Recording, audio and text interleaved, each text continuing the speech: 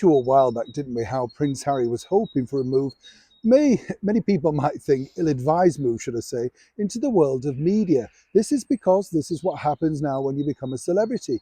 It's all about keeping your profile up there. It's odd, isn't it, though, when you cast your mind back to Harry's, shall we say, move away from the British monarchy. If you do remember, it was all about living a different life, a more sort of fruitful life against the glare of the publicity. And as he said recently in all of those interviews to publicise his book Spare, it was all about the media's fault, the way they twisted stories, the way that he didn't like the way he was portrayed. Seemingly now, though, he's part of the media. Strange to think, isn't it, when you look at it in those terms. But now Prince Harry may find, of course, that the media that he once thought could be on his side are simply turning. And it's all down to one thing. And it's one thing that he's achieved all on his own. As ever, let me explain. Hi, good morning, Neil Sean here. Nice to see you, and thank you as ever for your comments about the brilliant broadcaster Ken Bruce. Yes, that created a bit of a divide. At 71, still a brilliant broadcaster. BBC decided to let him go. Big mistake, really, I think, because if you get in an audience, the bottom line is, why would you let anybody out the door? If they can bring in the audience that people enjoy and you love their voice every day and the pop master quiz and everything like that, don't get rid of them. But seemingly in the quest for the youth vote, that's what the BBC have done. The interesting thing is the youth vote, though, don't have to pay for the BBC licence fee. Leave that one there. Back as ever to your breaking royal story of the day. What's interesting, as you know, with Prince Harry, he decided to go down a different route when he was publicising his book Spare. He wanted to do those big one-to-one interviews, first off with Anderson Cooper, and then he came over here to the United Kingdom to sit down with ITV. Then back to America for Stephen Colbert. Now, Stephen Colbert recently decided to release the next segment of that particular interview.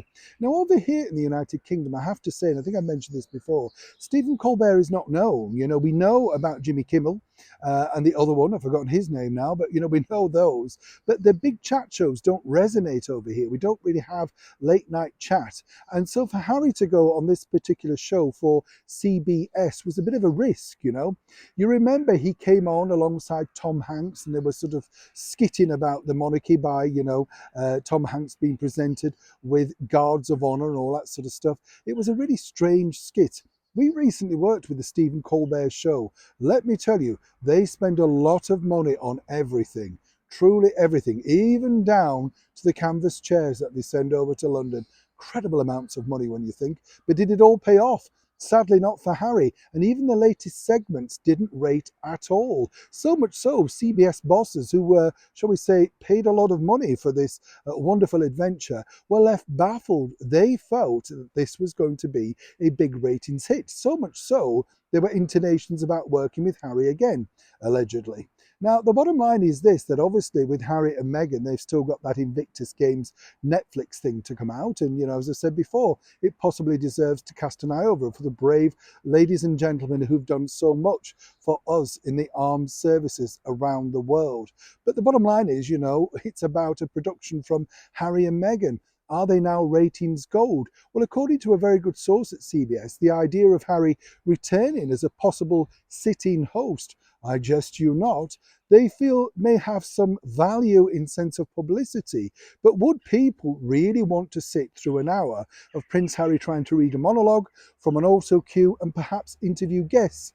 Given his recent performance, not just on the show, but alongside the ratings, as I say, which were pretty low, even lower than average for the Stephen Colbert Show.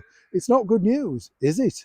But now this is another quest, another mountain that Harry has to climb in his bid to remain relevant as an independent celebrity from the British monarchy.